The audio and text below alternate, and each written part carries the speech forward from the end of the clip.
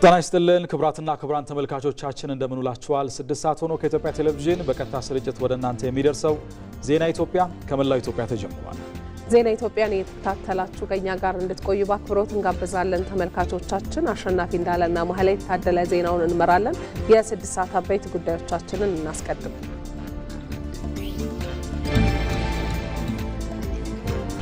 በአዲስ አበባ ከተማ አስተዳደር የ6 ወር ዕቅዱ በአማካኝ 95.3% ስኬት መመዝገቡን የአዲስ አበባ ከተማ ከንቲባ አዳነች አቤቤ ተናገሩ።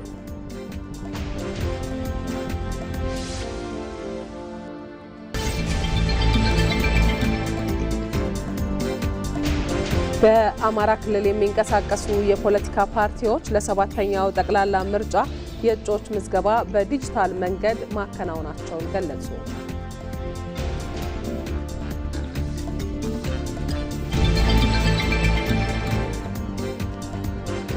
ስድስተኛው ሀገር አቀፍ የሰላም ኮንፈረንስ ሃይማኖቶች ለሰላም ለአንድነትና ለአብሮነት በሚል መሪ ቃል በሆሳና ከተማ እንደሚካሄድ የኢትዮጵያ ሃይማኖት ተቋማት ጉባኤ አስታወቀ።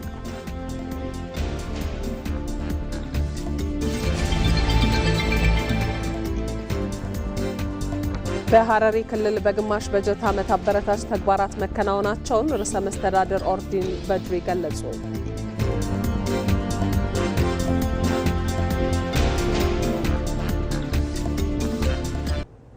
ወደ ቀዳሚው ዘገባችን እናልፋለን።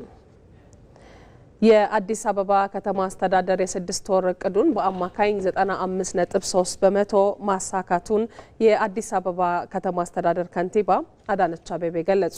የአዲስ አበባ ከተማ አስተዳደር ምክር ቤት የ2018 የ6 ወራት የስራ አፈጻጸሙን እየገመገመ ይገኛል። የከተማ አስተዳደሩን የ2018 የበጀት ዓመት የ6 ወራት የስራ አፈጻጸም ከንቲባ አዳነች አቤቤ ለምክር ቤቱ አቅርበዋል። ዲጂታላይዜሽን፣ ጤና፣ ትምህርት፣ ሰላምና ጸጥታ እንዲሁም ንግድ ከፍተኛ አፈጻጸም የተመዘገበባቸው ስለመሆኑም ተገልጿል። በሐረሪ ክልል በግማሹ በጀት ዓመት አበረታች ተግባራት መከናወናቸውን ርዕሰ መስተዳድር ኦርዲን በድሪ ገለጹ። በክልሉ የመንግስትና የፓርቲ 2018 በጀት ዓመት የመጀመሪያ ግማሽ በጀት ዓመት የዕቅድ አፈጻጸም ግምገማ መካሄድ ጀምሯል። ርዕሰ መስተዳድር ኦርዲን በድሪ በዚህ ወቅት ባስተላለፉት መልእክት ግምገማው የመንግስትና የፓርቲ የ6 ወራት የስራ አፈጻጸምን በመገምገም በቀጣይ ጥንካሬዎችን ለማስቀጠልና ክፍተቶችን ለማረም የሚረዳ መሆኑን ተናግረዋል። ከግምገማው ግብዓቶችን በመሰብሰብ ለ7ኛው ጠቅላላ ምርጫ ዝግጅት በማድረግ ምቹ ሁኔታ የሚፈጠርበት ስለመሆኑም ጠቁመዋል። በግምገማ መድረኩ ላይ የክልሉ የመንግስትና የስራ ኃላፊዎችን ጨምሮ የብልጽግና ፓርቲ አመራሮች እየተሳተፉበት ይገኛል። ዘገባው የሪፖርተራችን ቴድሮስ ታደሰ ነው። 6ኛው ሀገር አቀፍ የሰላም ኮንፈረንስ ሃይማኖቶች ለሰላም ለአንድነትና ለአብሮነት በሚል መሪ ሀሳብ በሆሳና ከተማ እንደሚካሄድ የኢትዮጵያ የሃይማኖት ተቋማት ጉባኤ አስታወቀ። የካቲት 4 እና 5 የሚካሄደው ኮንፈረንሱ የኢትዮጵያ የሃይማኖት ተቋማት ጉባኤ ከማዕከላዊ ኢትዮጵያ ክልል የሃይማኖት ተቋማት ጉባኤ ጋር በመተባበር መዘጋጀቱም ተገልጿል።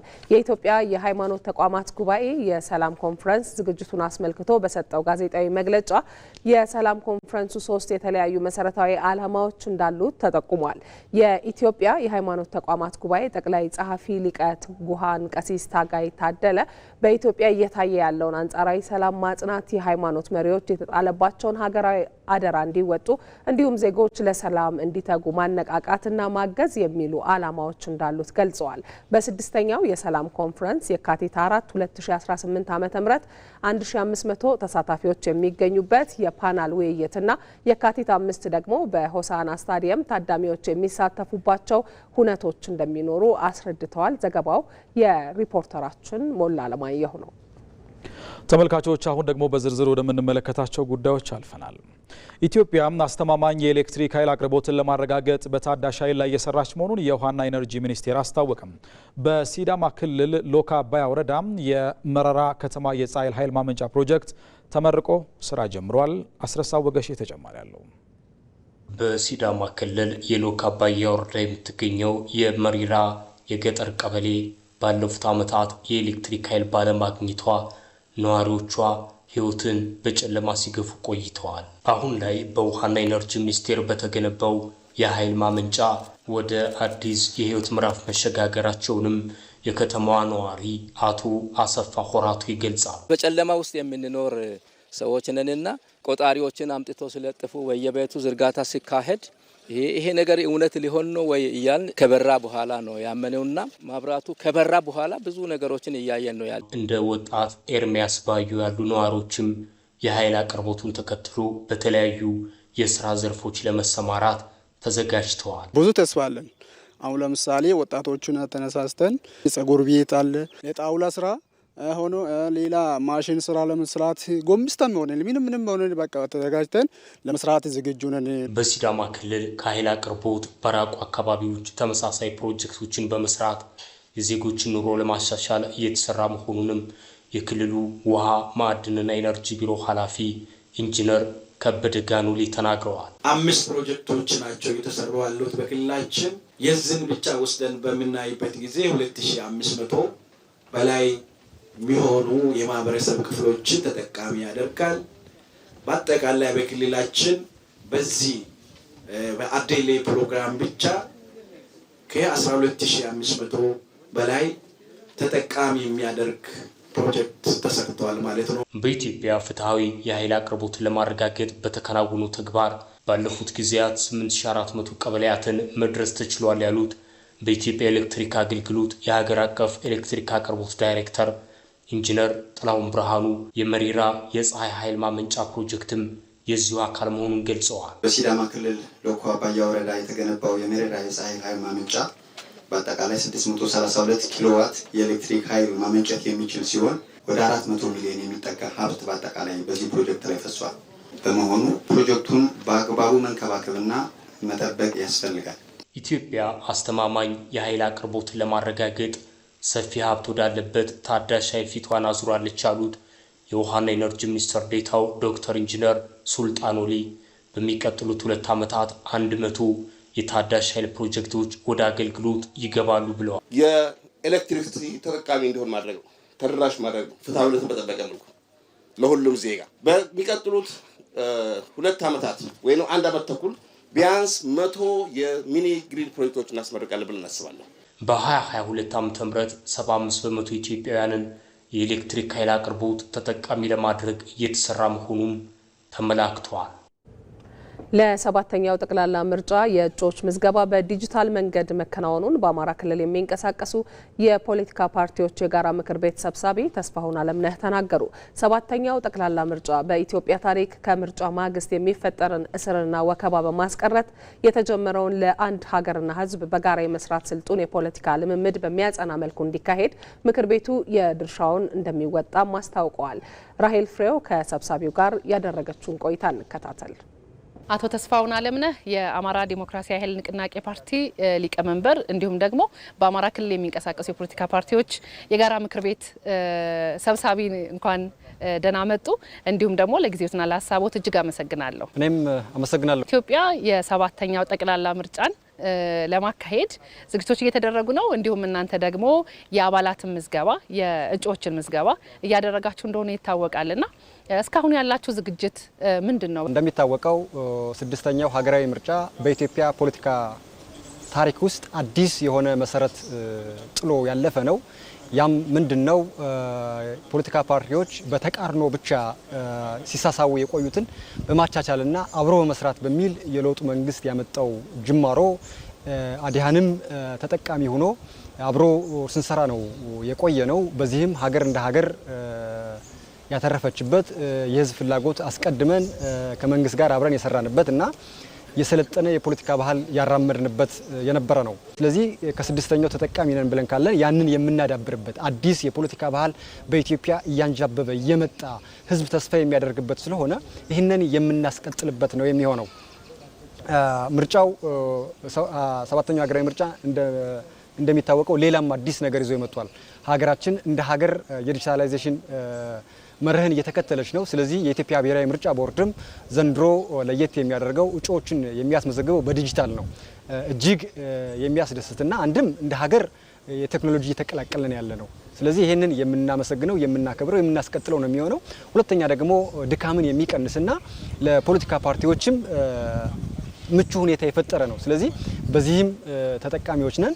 አሁንም እጩዎቻችን በመላው በምንንቀሳቀስበት በሁሉም አካባቢ በተገቢ ሁኔታ እያስመዘገብን ነው የምንገኘው። የሰለጠነ የፖለቲካ ስርዓት ለማጽናት ከዚህኛው ምርጫ ምን ይጠብቃሉ? እንዲሁም ደግሞ በአጠቃላይ አሁን ያለው ዝግጅት ይህንን ለማጽናት ምን እድል ይሰጣል? ከመንግስት ጋር አብረን መስራት መቻላችን ሰፊ የሆነ ልምድ አግኝተናል።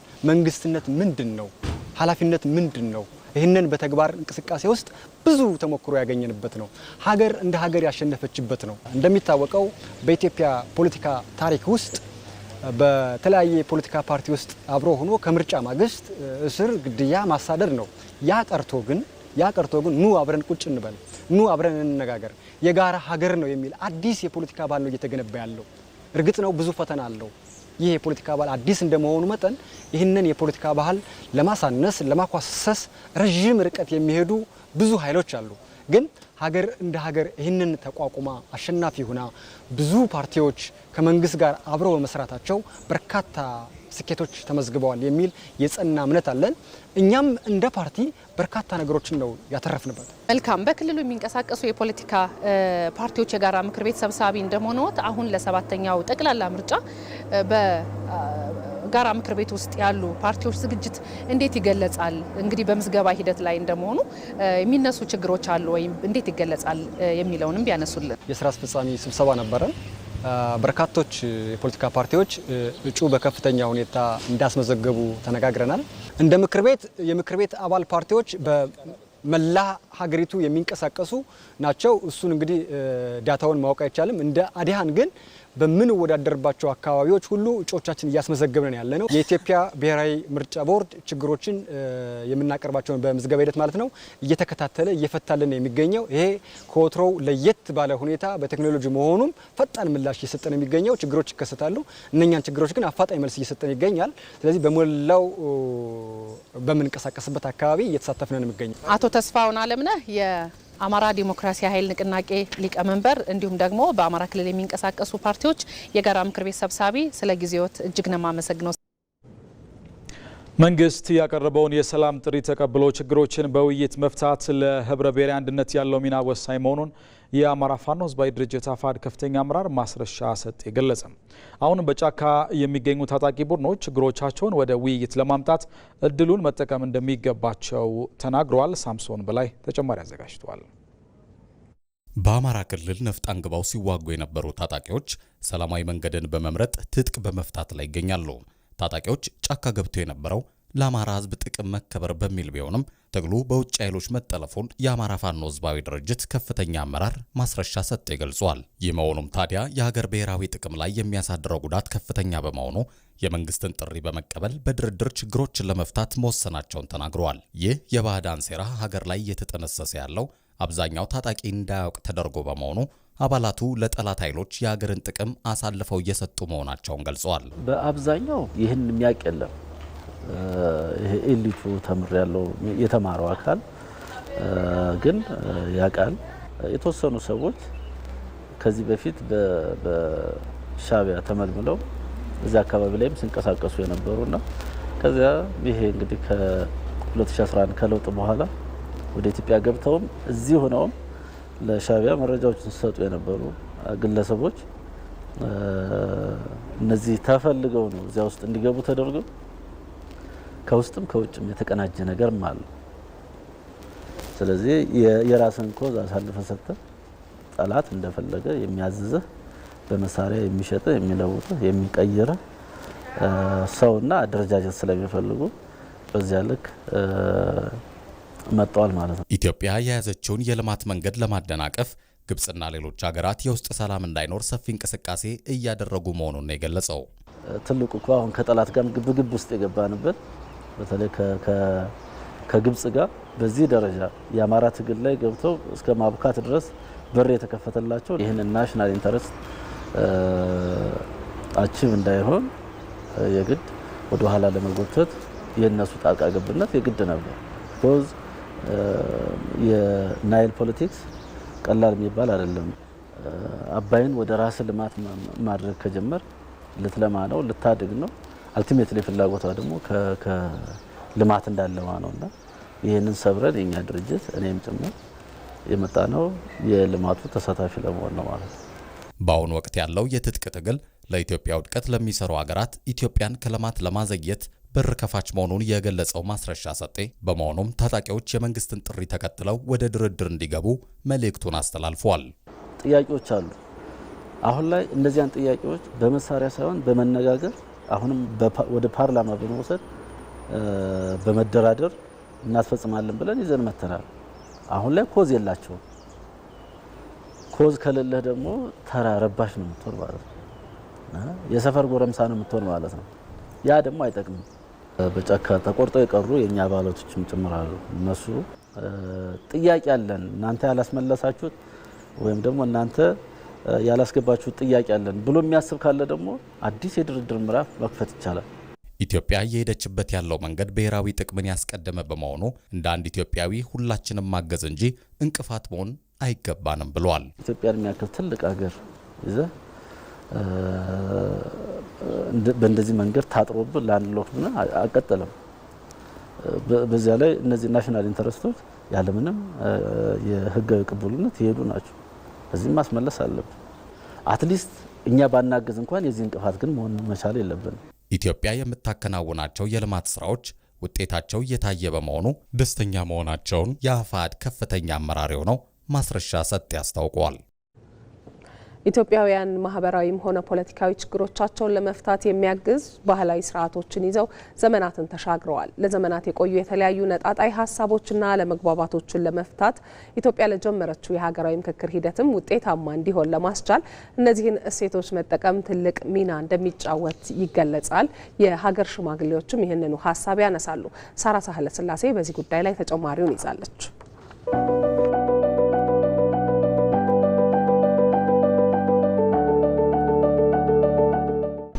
በፍቅር በሰላም የምንኖር ወንድሜ ነበረ ወሰኑ ኃይለ ሚካኤል።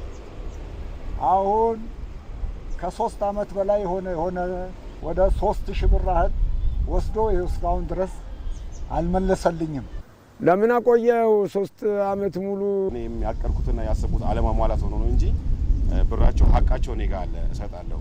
ጊዜ ገደብ ውስጥ እንድትከፈሉ ብናደርግ ለጊዜው 600 ብር ሰጥቼ ያው ቀሪውን ጊዜ ይስጡኝና በእናንተ ፊት ያው ከሰጣቸዋለሁ። ቀሪው የቀረውን ብር ደግሞ በዋሱ አማካኝነት በቀጠርነው ቀን አምጥቶ እንዲሰጠን ጠይቀናል። በዚህ ትስማማለህ? አዎ እስማማለሁ። ስለዚህ እነሆ 600 ብር ለዛሬ ይቀበሉ። ሽማግሌዎችን እንግዲህ በጋራ አንሱ። እኛ አስታርቀናል። እግዚአብሔር ይስጥልን፣ እግዚአብሔር ያቆይልን። አሜን አሜን አሜን።